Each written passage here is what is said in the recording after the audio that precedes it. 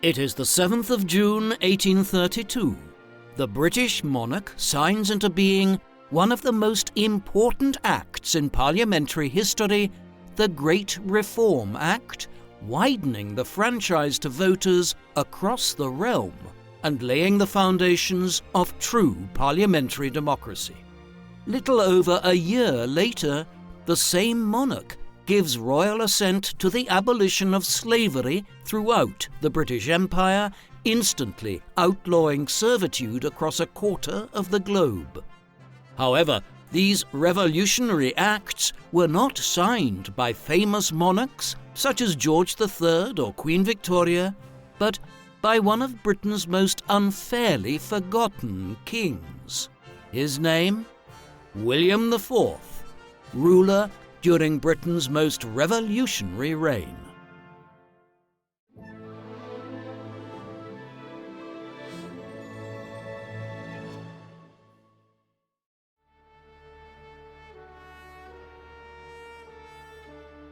The man known to history as William IV, King of the United Kingdom of Great Britain and Ireland and King of Hanover, was born very early on the 21st of August 1765 at Buckingham Palace in London, then known as Buckingham House. His father was King George III of Britain and Ireland. At the time of William's birth, George had ascended to the throne 5 years earlier in 1760 at 22 years of age. He was the third of the Hanoverian kings of Britain and Ireland. These were a German dynasty that had ties back to the English House of Tudor and the Scottish House of Stuart. William's father was the first king of the House of Hanover to have been born in England. The German origins of the family meant that the kings of Britain and Ireland in the 18th and early 19th centuries also ruled over the large principality of Hanover in northern Germany, a region where William would have a significant impact one day. William's mother was Charlotte of Mecklenburg-Strelitz. She and George had only married in 1761 after he became king. The union resulted in a very large brood of children. 2 boys, George and Frederick, were born in 1762 and 1763 before William. This was significant, as it meant William was third in line to the throne and considerably less likely to succeed to the throne one day as a result. George, Frederick, and William would have many further siblings. George III and Queen Charlotte had 15 children in all, most of whom lived into their 60s and 70s, an unusually high survival rate and life length for a family in the 18th century. It was a relatively warm family life, with George and Charlotte's marriage being particularly close, though it became troubled over time owing to George III's illness. William grew up in a time when Britain was emerging as a great power. It was not always so. In international terms, during the late medieval period, England was a small backwater kingdom on an island on the periphery of Europe. A hypothetical visitor to 17th century England from somewhere like Mughal India or Qing China would have found England to be a poor, rural country with only one major city, London. Yet England was already starting to punch above its weight by that time, establishing colonies in North America and the Caribbean, and sending out trading missions to the west coast of Africa and to India and the East Indies. It was also acquiring considerable wealth through its role in the slave trade in the Atlantic. Efforts to curb and ban that same trade would feature heavily in William's life and reign. Britain's global impact was accelerating rapidly right around the time of William's birth. In the late 1750s, the English East India Company had successfully conquered much of Bengal and northeastern India, paving the way for the creation of the British Raj over the next century. The Royal Navy was emerging as a global naval power. 3 years after William was born, James Cook would set off on his voyage to the South Seas, laying the foundation for British colonization of Australia and New Zealand, while the Industrial Revolution was about to begin from around 1770 onwards. Essentially, William's life would span the period in which Britain moved from being an emerging European power to one which ruled over a global empire. There was a conflict at the heart of this British ascent, and it was one which would shape William's life in many different ways between his youth and his later life. This was Britain's rivalry with France. By the middle of the 18th century, France and Britain were both trying to colonize the same parts of the world. The British had their 13 colonies in North America from New England south to Georgia, while the French had their colonies in Louisiana and New France, or Canada. Both countries had acquired some of the Caribbean islands, and they were vying for influence in India. In Europe itself, Britain had led alliances alongside powers like the Dutch Republic and Austria, which had withstood French efforts to dominate Western Europe for decades. This rivalry was so intense that historians now talk about a second 100 Years' War, one which ran from 1688, when the 9 Years' War broke down, to the end of the Napoleonic Wars in 1815, and which was actually much more intense than the first 100 Years' War, fought between England and France between 1337 and 1453. Britain had won the latest round in this clash at the time that William was born. The Treaty of Paris, signed in 1763, 2 years before William's birth, and at the end of the 7 Years' War, had seen the French cede Canada to Britain and accept British ascendancy in northeastern India. However, there was a growing discontent amongst the colonial population of the 13 colonies in North America about the nature of crown rule here, and when war broke out there in 1775, the French soon intervened to undermine the British. William would play a role in the later stages of that conflict, and his life more generally was lived in the shadow of near constant war between Britain and France. William's early life was spent in a range of households being raised by different governors and tutors, as was the way with royal children at the time. When he was 7 years old, he was sent to have his own household at Kew Green on the outskirts of London. Major General Boudet, a Swiss commander from the Army of Hanover in northern Germany, and Dr. James Magendie were entrusted with William's early education between age 7 and 13. Boudet and Magendie were relatively competent, though hardly imaginative in their schooling methods, and William has never been mistaken for being a particularly cultured monarch. He was educated alongside his 2 younger brothers, Edward and Ernest. The 3 boys fought. Edward was aloof and the more intelligent of the 3, Ernest disagreed with both the others, and William was impetuous. Discipline was strict, as was common even for royal children being educated in the 18th century. Beyond this, William grew up to be quite close to his sister Augusta, born 3 years after him. Inevitably, with a large coterie of 15 children born over a space of more than 2 decades, William had very different relationships with some of his siblings.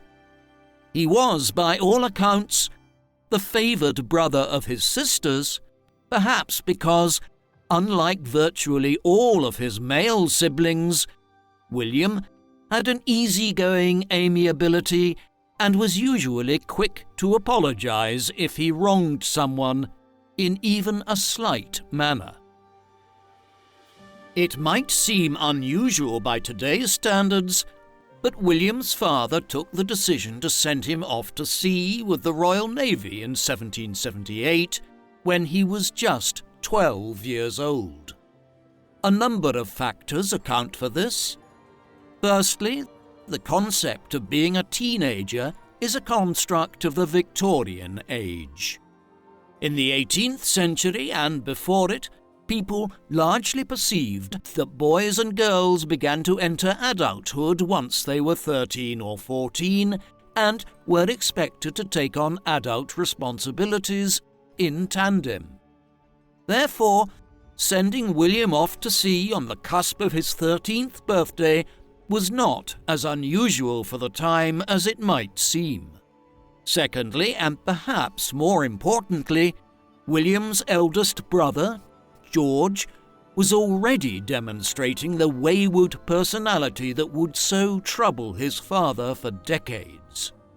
George III wished to get his other elder sons away from the Prince of Wales and ensure that his drinking and carousing did not rub off on the other boys that might themselves potentially become kings of Britain one day.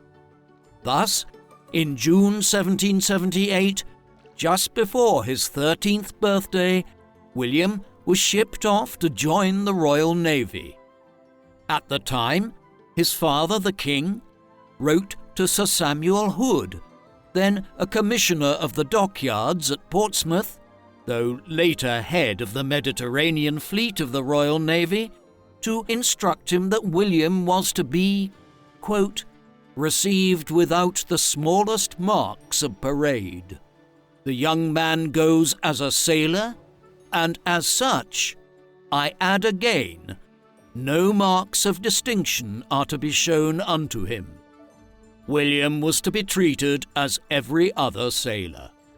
George's best-laid plans could never find purchase, though. Everyone knew they were interacting with a boy who was third in line to the throne.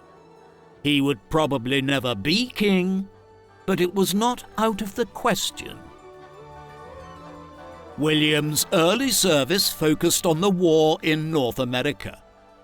At the time he arrived to Portsmouth, Britain was already mired in war with the colonial community in North America and the French, yet again.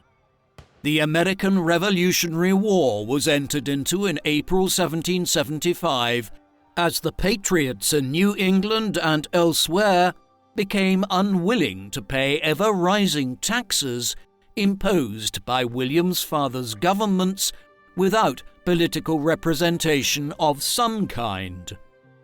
The conflict was at its very height in 1778. The American victories at the battles of Saratoga the previous autumn had made it clear that the Crown risked losing control of the 13 colonies entirely, while the French had entered the war on the side of the Patriots early in March 1778 and were now providing extensive naval assistance to the rebels. After a year of training, William was assigned as a cadet to the Prince George, the flagship of Admiral Robert Digby, in June 1779, a few weeks shy of his 14th birthday.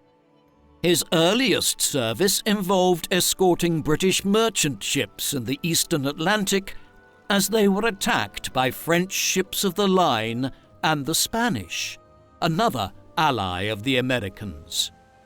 He saw hot action against a flotilla of Spanish ships in January 1780 as Rodney tried to break through with his own ships to resupply the British position at the Rock of Gibraltar, a British possession since the War of the Spanish Succession at the beginning of the 18th century. While at the Rock, William ended up in a brawl with another soldier and was briefly imprisoned. Nevertheless, when he returned to England after the Gibraltar mission, he was celebrated for his role in the enterprise. When the Prince George returned to active duty in 1781, it was on an altogether different mission. This time, it was bound for North America, and William spent several months thereafter stationed in the port of New York City, which was still under British control in the later years of the American Revolutionary War. William's appearance in North America was viewed as an opportunity by the head of the Continental Army, George Washington. At the time William arrived to the colonies, the war between the British Crown and the colonials was entering a pivotal stage. It was evident by then that the British could not win an absolute victory, but the exact nature of the peace remained uncertain. William happened to arrive to New York City, one of the last major Crown strongholds in the colony, in September 1781, right as the Siege of Yorktown, the last major clash of the American Revolutionary War, was beginning to the south in Virginia. Washington's intelligences soon brought him reports that the son of George III was walking around Manhattan pretty much unguarded. William spent much of his time on board ship in the harbour, but occasionally he went on shore, often visiting the house of Commodore Edmund Affleck when he did. Washington was provided with a plan to kidnap William while he was on an excursion to Affleck's house. He approved it, despite the fact that the Siege of Yorktown had just ended after a British surrender, and peace negotiations were now accelerating in France. The future First President of the United States seems to have sanctioned the mission on the basis that William could be used to secure the release of numerous colonial prisoners of war. The plan was ultimately foiled, though. The British appear to have got word of elements of the plan and increased the security around William and his movements in New York. Despite being foiled, the plot is an interesting interaction between the man who became the first President of the United States a few years later and a future King of Britain. George III had apparently sent his third eldest son off to sea at such a young age in order to train him to play a very senior role in the British Royal Navy one day, perhaps as an admiral or even as Lord High Admiral, if everything went according to plan. It was a well-laid plan for a son who it was assumed would never be king, but it was never to be fully realized. William spent the rest of the 1780s serving at sea. It was not an inspiring record that he developed. He became a relatively competent officer and was eventually given command of his own small ship. However, try as his father might have done to ensure that William was not given preferential treatment, his superiors were always aware that he was the son of the king. Without constructive criticism of the kind few were willing to give him, his abilities as a seaman could only reach a certain point, and William was not disciplined enough to apply himself. Like his brothers, William also developed a penchant for alcohol at an early age. This was not the kind of drinking that was commonplace amongst many early modern people. William engaged in heavy drinking. Later in life, when his nephew-in-law, the future King Leopold I of Belgium, with whom William was dining at the time, asked for some water to be brought to the table, William stated, perhaps somewhat ironically, that he did not approve of people drinking water when he ate with them. This fondness for alcohol got him in trouble at sea. While at Halifax in Nova Scotia, in what is now Canada, in 1788, he fathered a son with an unknown woman there and was rumoured to have visited every brothel in the town during drunken evenings in port. He was also insubordinate. His conduct while in port in Barbados in the Caribbean in the mid-1780s, where he smashed up a brothel during a drunken night out, would have earned him a court-martial if he were anyone else, and in 1787 he wrote an astonishingly petulant letter to Hood when he became convinced he was being skipped over for promotion. Hood sent a civil response and ignored the problem.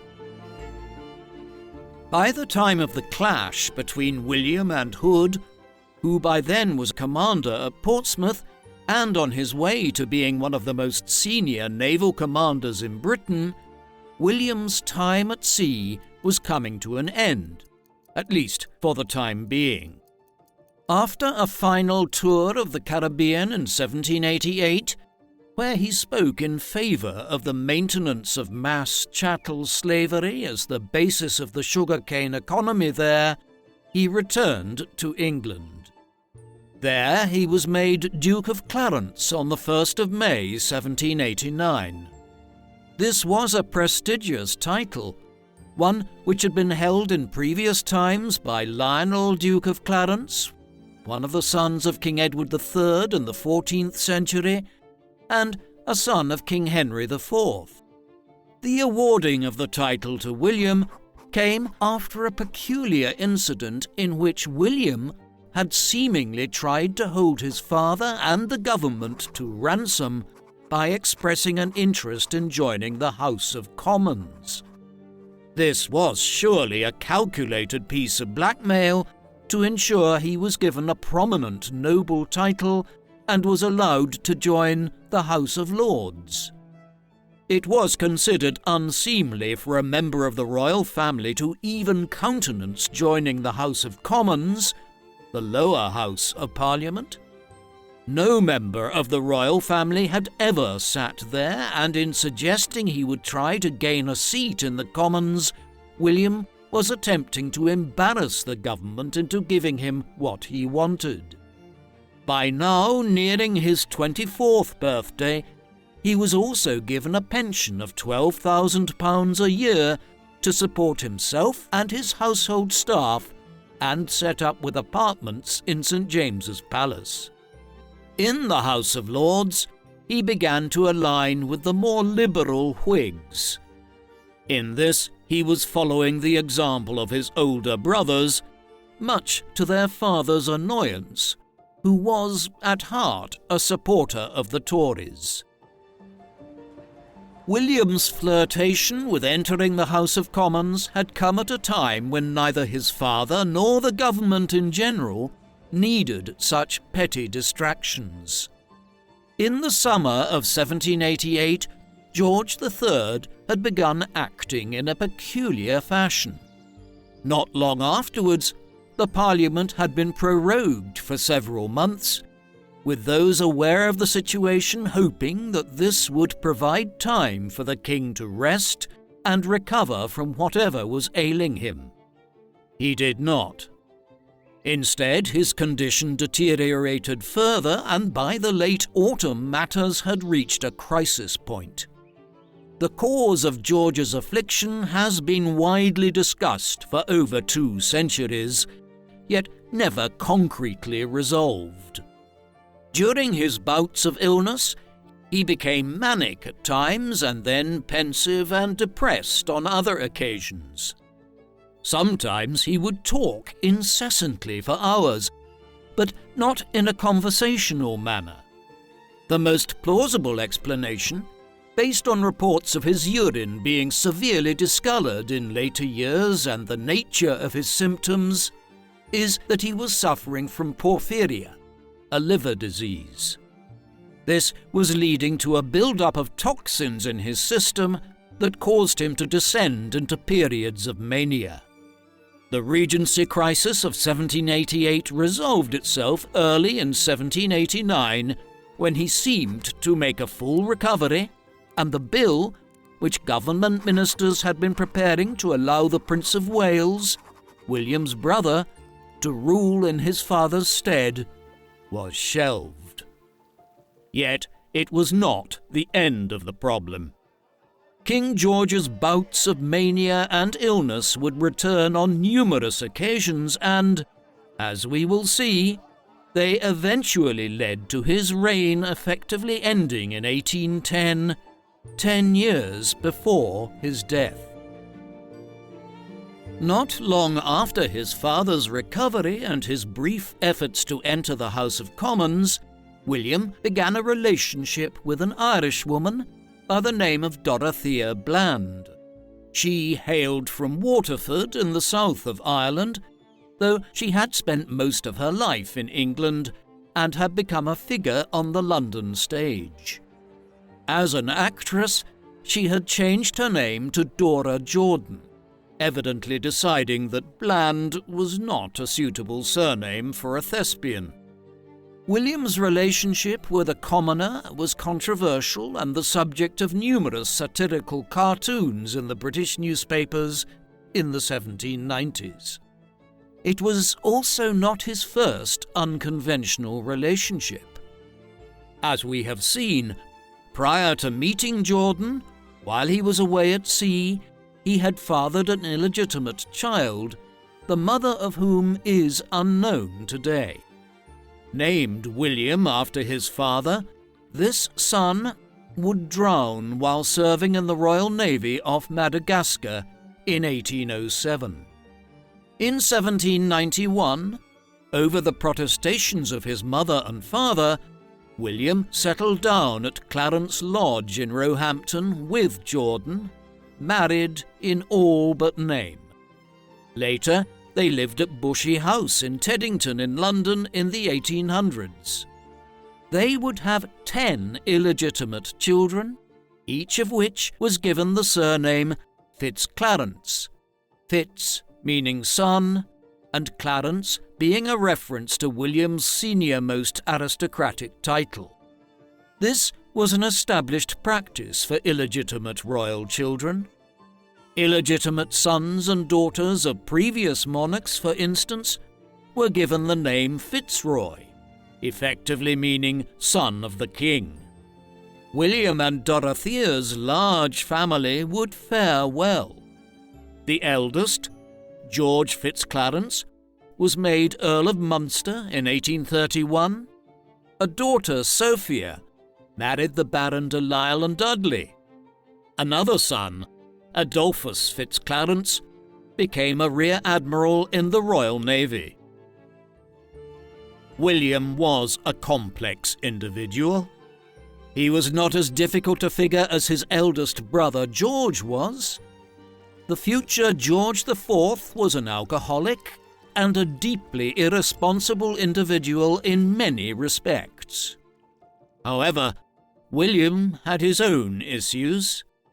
Friends and acquaintances described him as hard-headed and obstinate when he had a firm view on a matter. He could also become impatient easily. At the same time, he had a kind of humility and disliked decorum in a refreshing manner for a member of the royal family, something which he probably acquired from his mother. He was a xenophobic individual. Years later, when he became king, he insisted on replacing many of the royal staff with English men and women. In this, he was shaped by his experiences in North America, where he developed an antipathy towards the colonial community, and also by the prevailing anti-French sentiment that was common in England during the 18th century. Contemporaries referred to him as Silly Billy, though this was probably unfair. While he was not possessed of a great intellect, William was not unintelligent either. A prevalent issue surrounding him was his indebtedness during the 1790s and 1800s. Much of this was owing to his personal reckless spending during these years, though a fair share of the blame lies with Dorothea as well.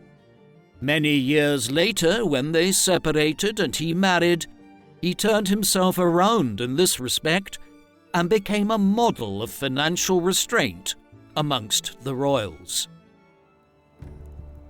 While William was settling down with Dorothea as his mistress in the 1790s, Europe was descending into complete and utter chaos. Ultimately, what was occurring would see Britain emerge victorious against the French in the Second Hundred Years' War that William had played his role in during the 1780s in North America. While French involvement on the side of the Patriots in the American Revolutionary War and the emergence of the independent United States had been a great coup for the French against the British, financing it had added to an economic crisis that had been brewing in France for decades. This climaxed in the late 1780s as harvest failures and other issues ensured that King Louis XVI had no option except to convene the Estates General, the French Parliament, for the first time in 175 years. When it met in the summer of 1789, the French Revolution soon began, as the king and his ministers quickly lost control of the situation and were sidelined by the Third Estate. The revolution became more and more radical in the early 1790s. Two things led to a descent into a general European war. Firstly, there was an unwillingness amongst powers like Britain to accept such a radical political experiment in a country like France, one which many feared might act as an inspiration to the commons of countries like England to revolt against their own governments. Secondly, Queen Marie Antoinette of France was an Austrian princess and had effectively been under house arrest in Paris since the autumn of 1789. The Austrians consequently led the formation of a coalition which, in 1792, went to war with the French. This was the beginning of the French Revolutionary Wars. These would eventually morph into the Napoleonic Wars, which in turn lasted down to 1815. Thus, a quarter of a century of William's life, as for all Europeans, was lived in the shadow of the French Revolution and the wars that followed.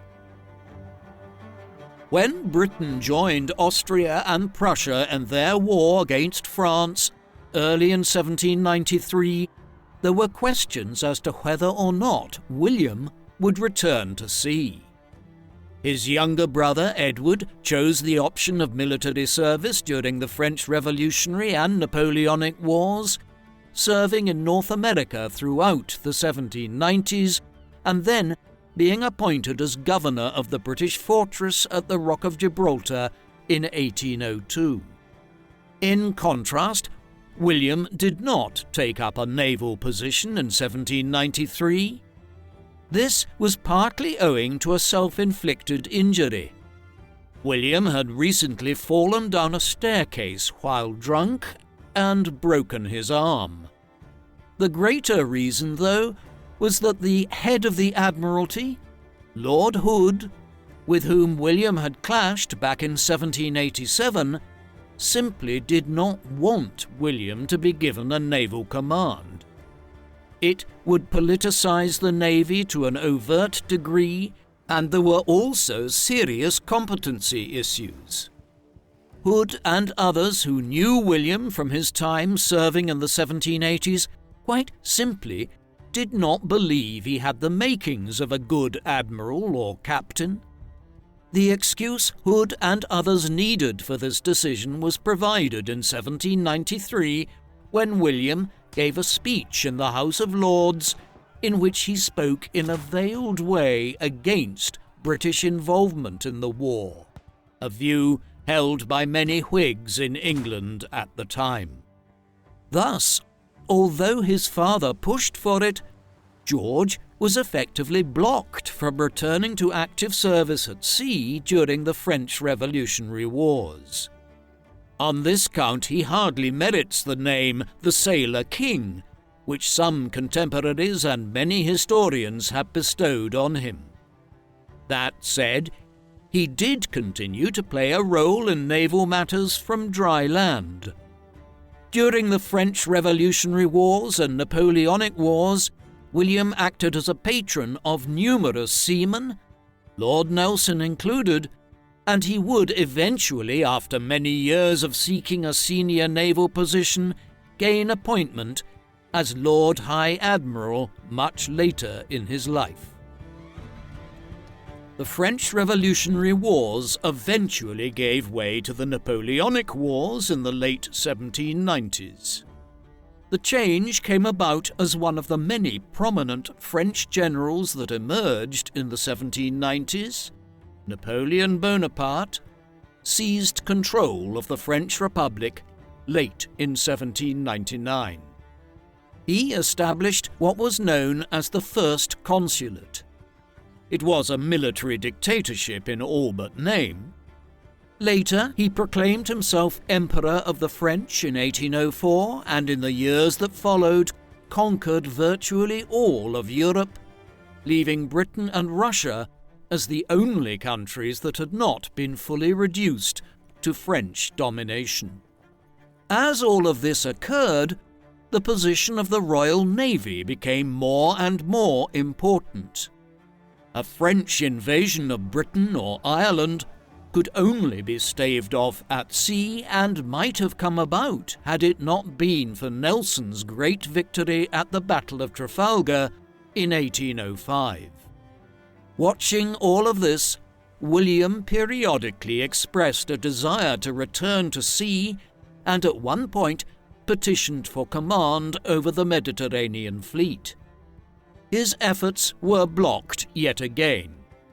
Meanwhile, his debts continued to grow, compounded by the fact that Dorothea, who had a successful career as an actress for many years, was no longer in demand on the London stage to any great degree, and her spending had become much greater than her own income. By the end of the 1800s, it was clear that William was considering marriage to a wealthy heiress to relieve his financial position.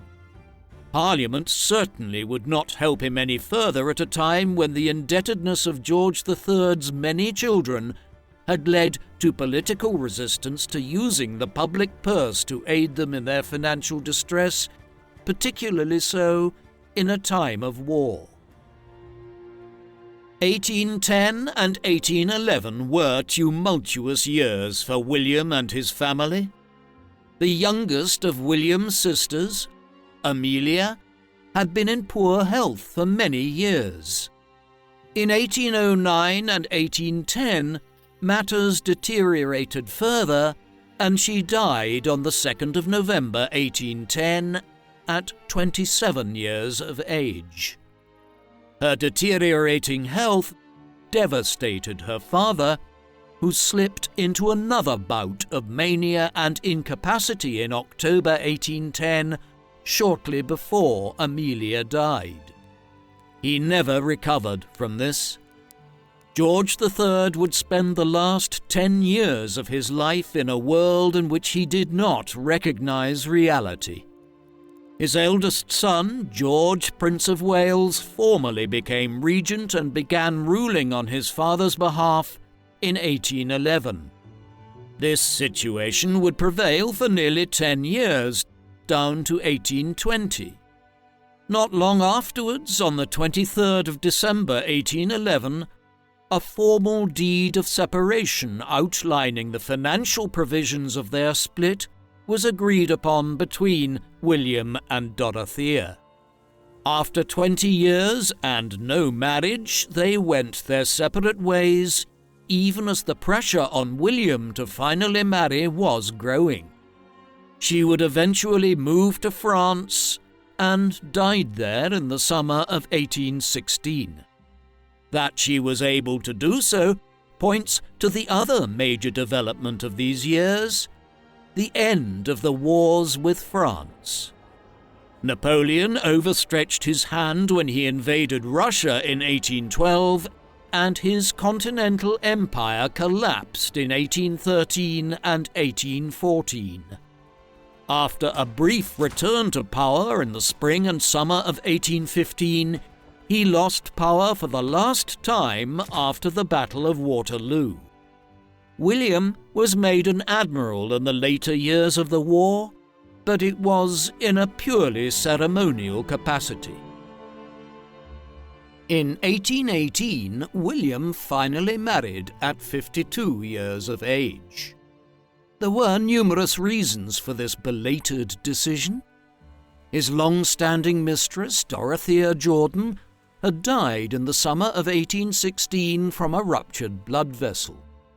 Much more consequential was the death, on the 6th of November 1817, of Princess Charlotte, the daughter and sole heir of Prince George.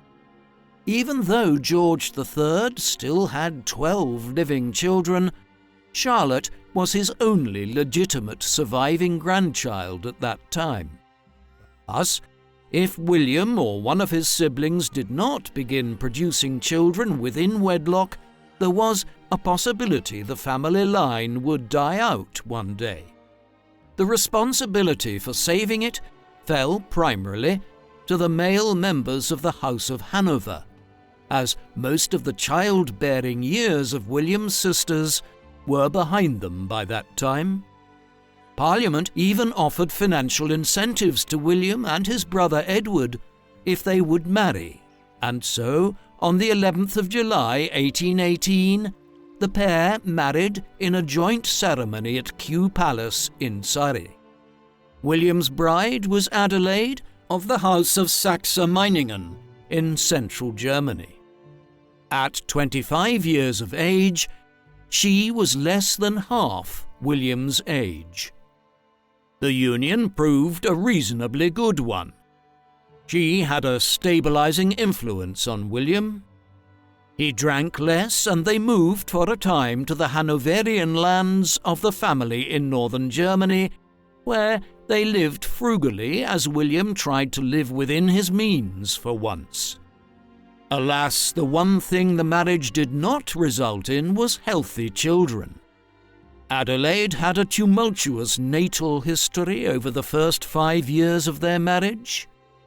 A daughter born in March 1819 lived only a few hours, and there were several stillbirths and miscarriages. The closest they came to having a healthy child was Elizabeth, who was born in December 1820, but died the following spring. William and Adelaide were going through this unpleasant experience as the situation with the succession was changing again. On the 29th of January 1820, William's father died at 81 years of age. Old King George III had not ruled in nearly 10 years and had spent most of his later years in a shadow world, conversing with people that were long dead. With his death, William's brother finally ascended as King George IV in his own right. By the time his long-delayed coronation took place on the 19th of July 1821, tongues were already wagging about how long the new king would be around for. George IV was an alcoholic who, by the time he became ruler of Britain, was suffering from a range of associated illnesses, not least obesity. He had no heir since the death of his daughter in 1817 and was unlikely to produce one now. If George died, the throne would pass to William's other older brother, Frederick, but his marriage had proved childless, and so William was the second in line to the throne from 1820 onwards. Frederick's health was also poor, and many people now viewed William, whose adoption of a healthier regimen was in direct contrast to the physical decline of his brothers, as a man who might become king sooner than expected. Despite the changed state of affairs, William and Adelaide continued to elope from England regularly, spending protracted periods of time on the continent in 1822, 1825, and 1826. In April 1827, well over 3 decades after his desire to return to sea had been frustrated at the start of the French Revolutionary Wars, William was finally granted the high naval office he had always coveted. The Prime Minister, George Canning, Viscount Melville, extended an invitation to become Lord High Admiral of Britain, effectively the head of the Royal Navy. Perhaps Canning had an eye to currying favour with the man who might soon be king, but the Prime Minister himself died just months later. The post of Lord High Admiral had been in abeyance for a time, and reviving it was a political gesture.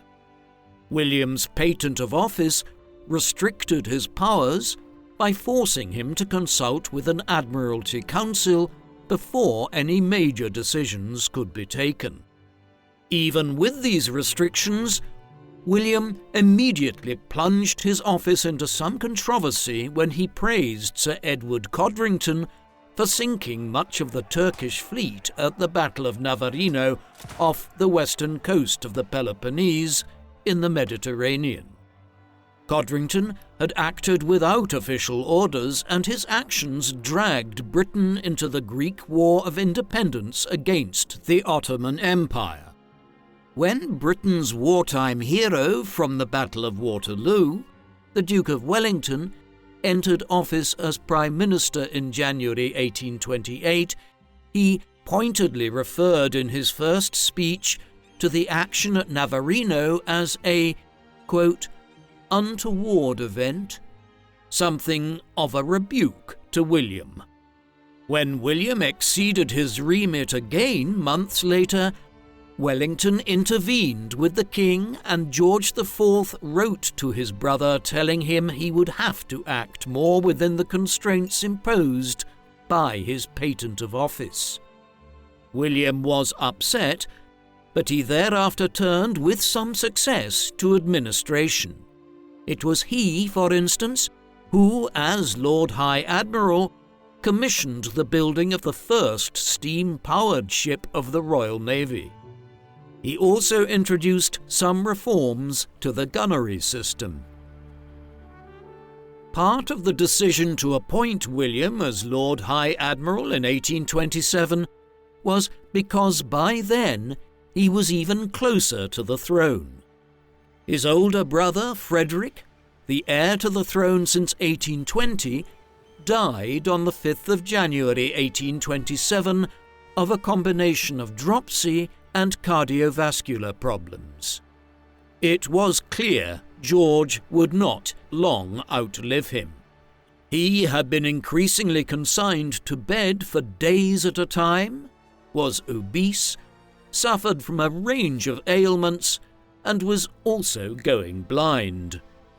He was also managing on a diet of laudanum for his various ailments, and could barely function as monarch. It was consequently not surprising for William when he was woken by an attendant at Bushey House around 6 a.m. on the morning of the 26th of June 1830, and was informed that he was King of Britain. George had died not long before at Windsor Castle. William was an initially popular monarch. He was, after all, succeeding a recluse whose private life had been controversial for decades. Yet William made efforts to boost his popularity. He opened some of the Park of Windsor to the public for the first time, and not long after his accession, held a banquet for 3,000 of the town's poorer inhabitants. His wife's reform of the ostentation he displayed earlier in his life continued, and he managed to reduce the cost of the royal establishment by half. His austerity was such that his coronation, when it was held on the 8th of September 1831, cost just about 10% of the amount George had spent a decade earlier. William loathed ceremony and had wanted to dispense with the event altogether, though he was informed that it was a constitutional requirement. At 66 years of age by then, William was the oldest monarch of England or Britain, crowned until Charles III's coronation in 2022. One of the first major acts of William's reign was to play a role in the Belgian Revolution. There had never been a country of Belgium prior to the 19th century. The lands here had comprised several important medieval duchies and counties in the Middle Ages, such as the County of Flanders, the County of Hainaut, and the Duchy of Brabant.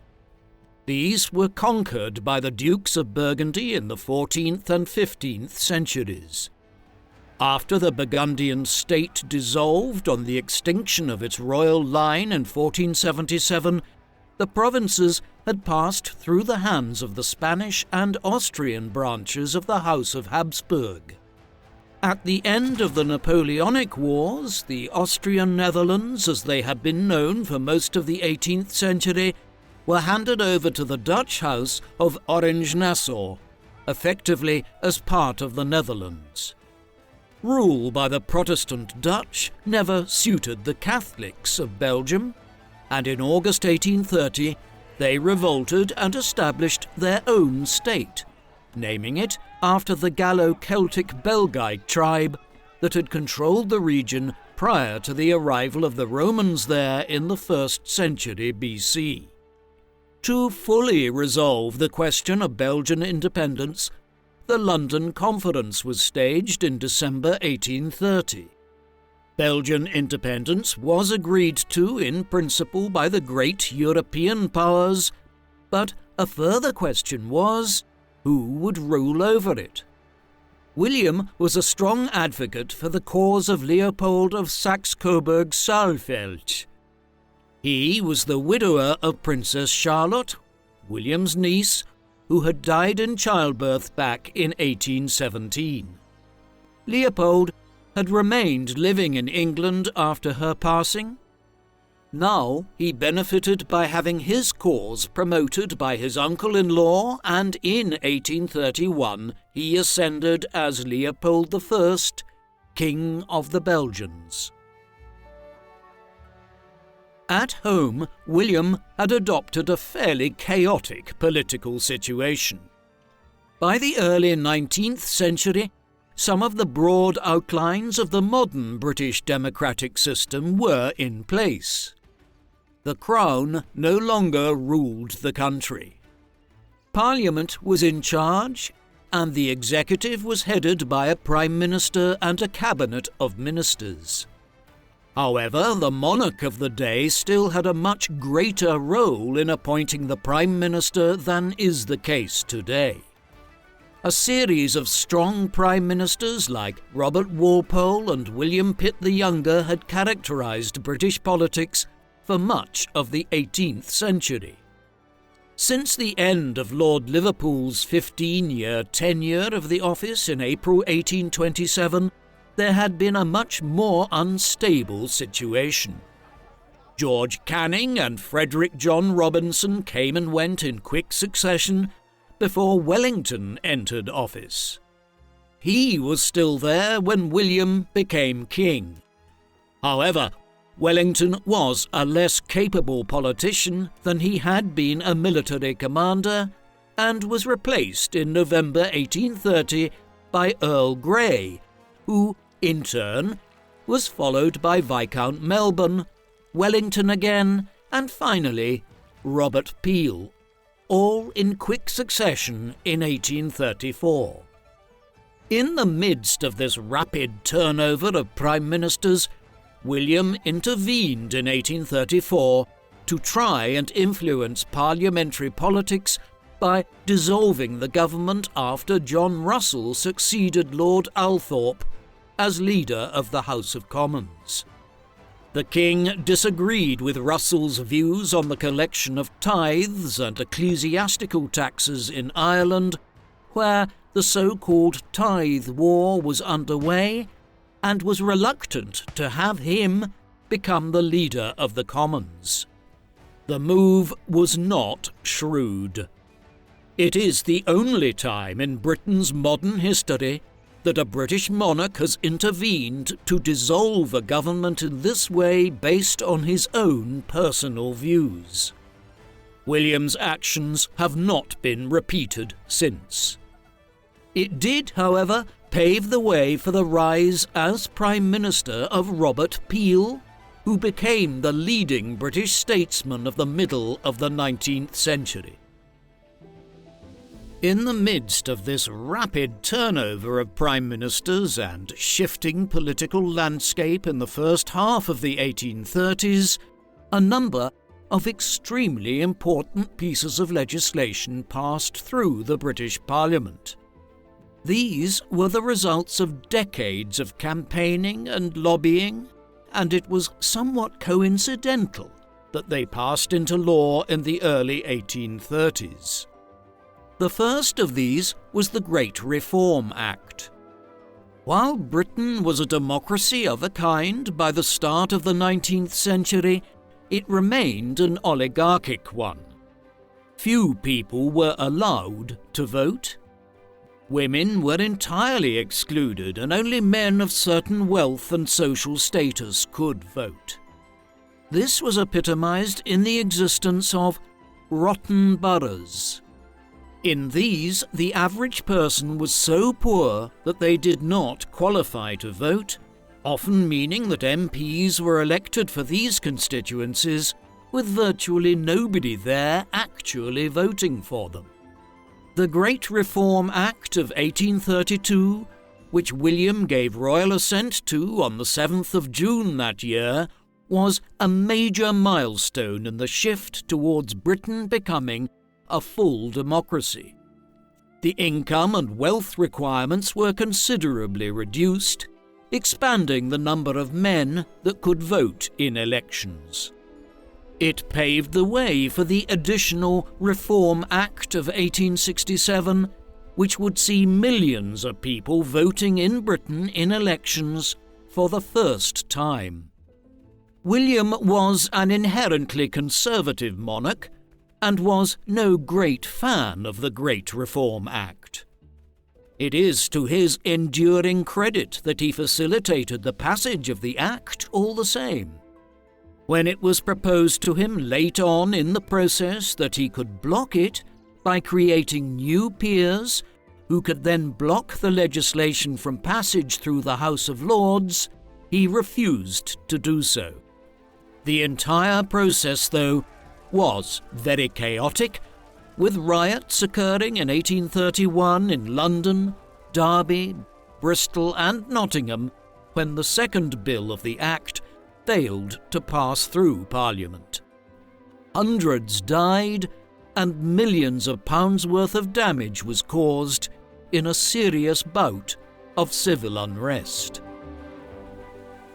The other major legislative development of William's reign concerned the institution of slavery. For 3 centuries, the transatlantic slave trade had been a feature of English and British life. During the reign of Queen Elizabeth I, slave traders like John Hawkins emerged, who transported slaves from Western Africa to the Spanish colonies in the Caribbean. Over time, the English had become much more deeply involved in the trade after they established their own colonies in North America and above all in the Caribbean in the 17th century. The War of the Spanish Succession at the start of the 18th century had even led to the British acquiring the asiento, the right to supply the Spanish with slaves in the Americas.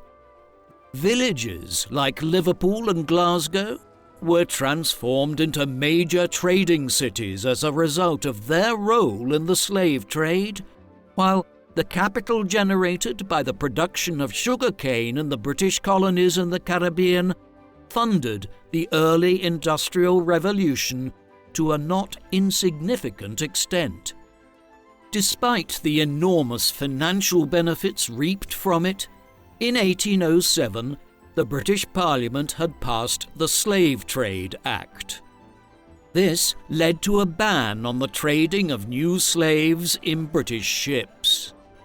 It still did not go far enough for the abolitionists, and in 1833 the Slavery Abolition Act was passed, banning the slave trade altogether throughout the British Empire. Over the next half a century, the British Royal Navy even began policing the world seas in an effort to stop other nations engaging in the slave trade. Though William was the monarch who gave the royal assent to the Slavery Abolition Act on the 28th of August 1833, his personal attitude towards slavery was not exactly enlightened. Years earlier, during his time in the House of Lords, he had spoken on several occasions against the abolition and had referred to leading members of the abolitionist movement as fanatics. In 1799, he had referred to slaves in the Caribbean as living in, quote, a state of humble happiness. He had also visited the Caribbean in the 1780s during his naval career and was on good terms with the planter community there.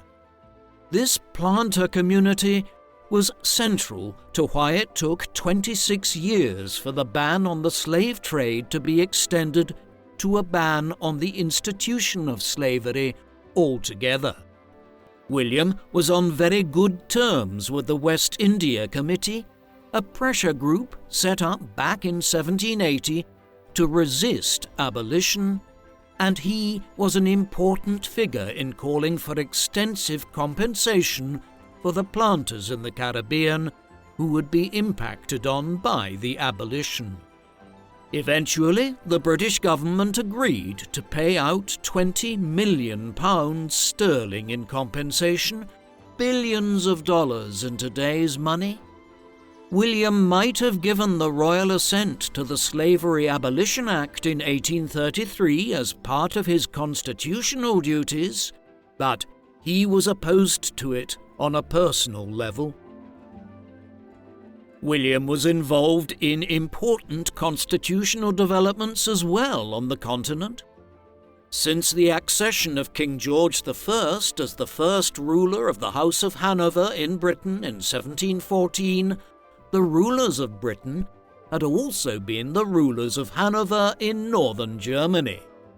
This was a peculiar constitutional arrangement. The Hanoverian monarchs ruled over Hanover, yet Hanover was not controlled by the British state. Thus, Hanover was broadly ruled by William as a separate state in the 1830s. There was unrest here at the time of his accession about the political situation.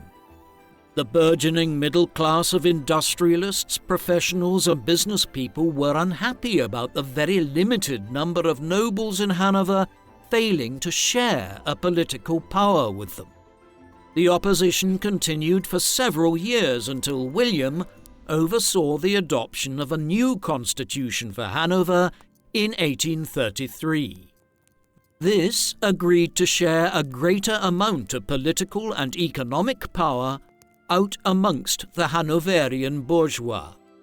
William's greater legacy in Hanover was to be remembered, and he is marked as the last ruler of Hanover who was simultaneously King of Britain and Ireland.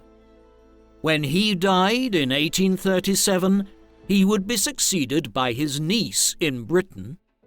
As Hanoverian law forbade a female from succeeding to the throne, Ernest Augustus, William's younger brother, instead succeeded as King of Hanover, splitting the British and Hanoverian thrones, although they continued to be ruled by members of the House of Hanover down to the formation of the German Empire in 1871.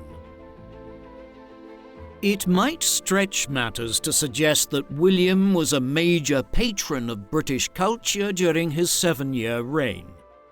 His older brother, for all his many faults, was a relatively cultured individual, something of a dilettante amongst the otherwise culturally disinterested late Hanoverian monarchs. William did not emulate him. This stemmed from his own personal habits. Some of William's favourite reading material, for instance, included lighthouse manuals and dense tomes about naval history, ever trying to present himself as the Sailor King, even decades after he had last been to sea in any sustained way. It should come as no surprise, then, to learn that he did not act as a major royal sponsor of writers, artists, or librarians. Nevertheless, the 1830s were a comparatively important period in British cultural output. It was, for example, towards the end of William's reign that a young Charles Dickens published his first works, Sketches by Boz and The Pickwick Papers. Alfred Tennyson continued his emerging career as a poet laureate of 19th century Britain. The utilitarian philosophy movement was at its peak in the final years of the life of Jeremy Bentham, the founder of utilitarianism, while his successor, John Stuart Mill, began formulating his thoughts in the 1830s. The painters J.M.W. Turner and John Constable, two of the paragons of mature landscape painting, both completed some of their best work during William's reign. Constable was present at the King's coronation. William might not have been a cultured enough man to have tried to promote these individuals or to try and patronize the development of their less successful peers who were in need of financial freedom in order to be able to write, think, and paint, but he also did nothing to impede on the press freedom that had developed in Britain during the 18th century. Many works which would have been blocked by royal censors on the continent in the 1830s were made freely available to the reading public in William's Britain. William's last years were considerably unhappy ones on a personal level. Most who knew him agreed that William was a good father to his children, yet many of the 5 sons and 5 daughters that he had with Dorothea Jordan were unhappy with their status after he became king, particularly his eldest son from that relationship, George Fitzclarence. In an effort to assuage his son, William created him as the first Earl of Munster in 1831 and made him a Privy Councillor 2 years later.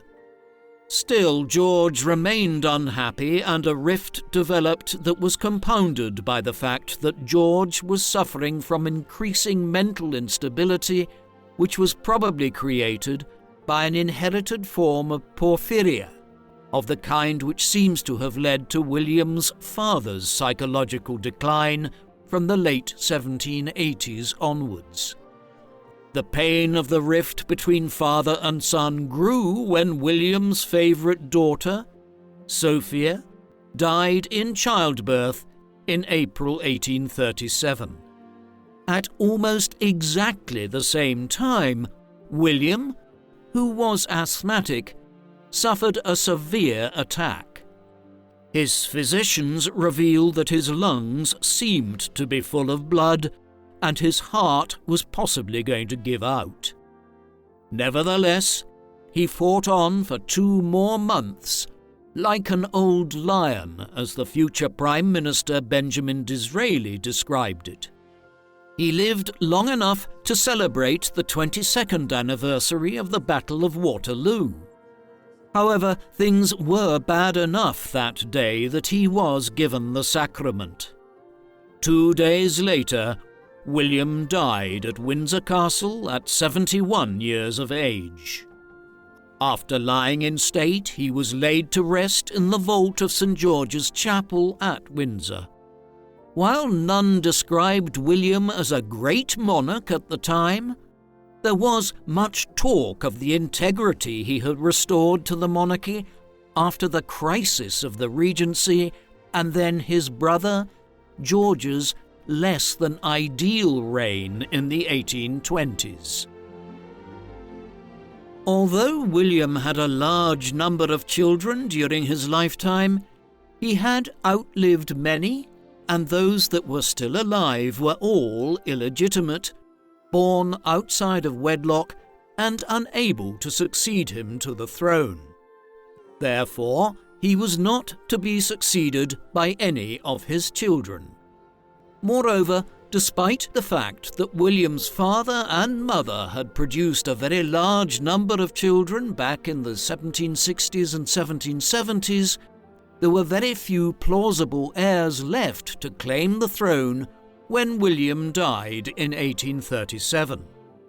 Indeed, the foremost claimant was William's young niece Victoria, who had only just turned 18 years of age.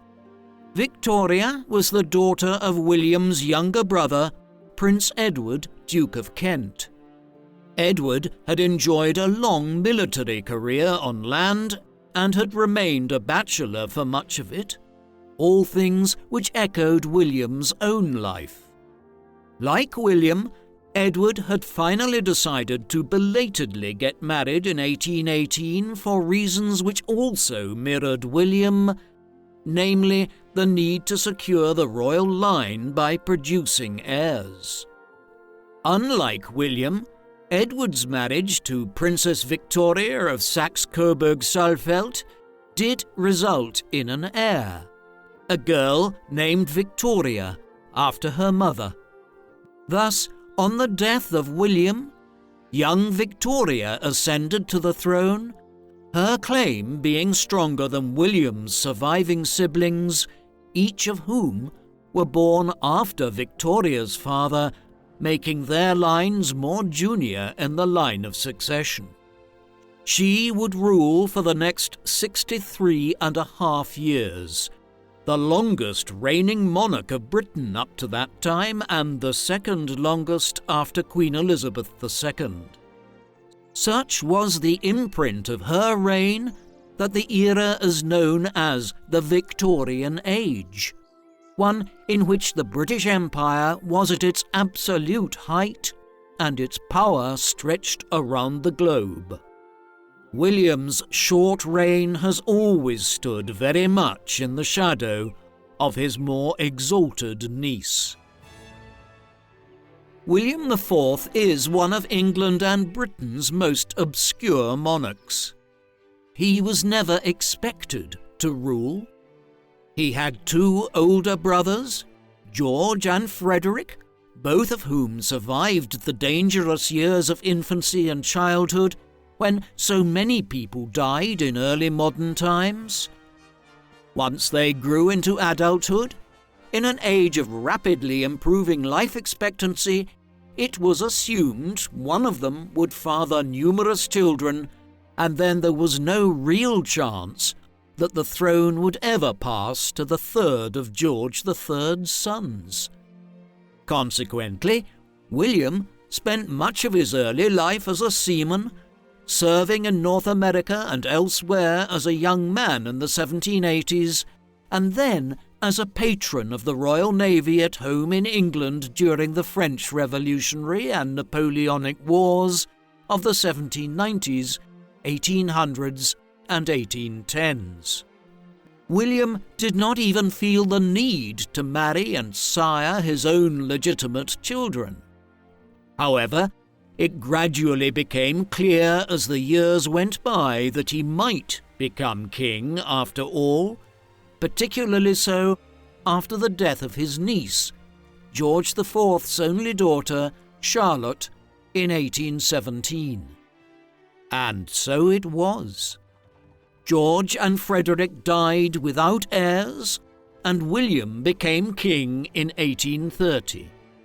As a man ascending the throne in his mid-60s, his reign was always going to be a short one, but it was not an inconsequential one.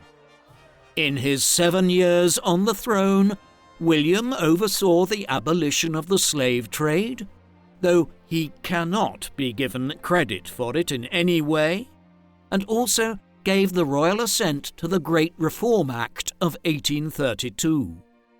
On the international stage, he played a role in the emergence of the Belgian state, and his reign was important in terms of sundering the monarchical ties between Britain and Hanover.